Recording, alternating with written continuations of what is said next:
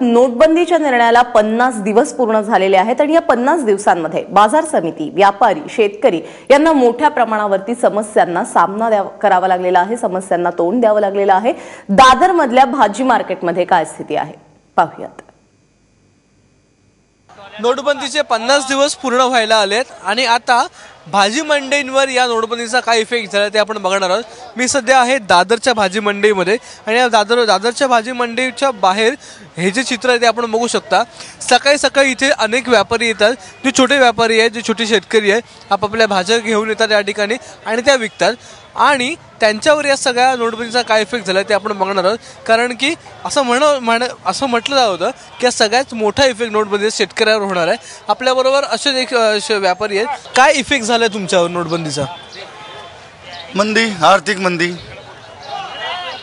गिरायकांकडे पैसे नाही आहेत, उधारी आपण उधार जास्त देऊ शकत नाही आणि 2000ची नोट सुट्टीचा प्रॉब्लेम।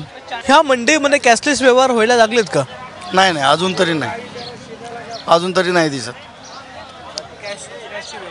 कॅशचे व्यवहार होतात, हे हाताने घ्या, हाताने द्या। लोकांकडे पैसा नाही आहे, बँकेत लाईन लावावं लागती, चेकचे व्यवहार, चेक पास होतोय नाही होतोय, असे लफडेत। एक शेवटचा प्रश्न, येणाऱ्या काळामध्ये 50 दिवस संपल्याच्या नंतर ही सगळी परिस्थिती सुधारणार असं वाटतंय? आशा आहे, बघूया।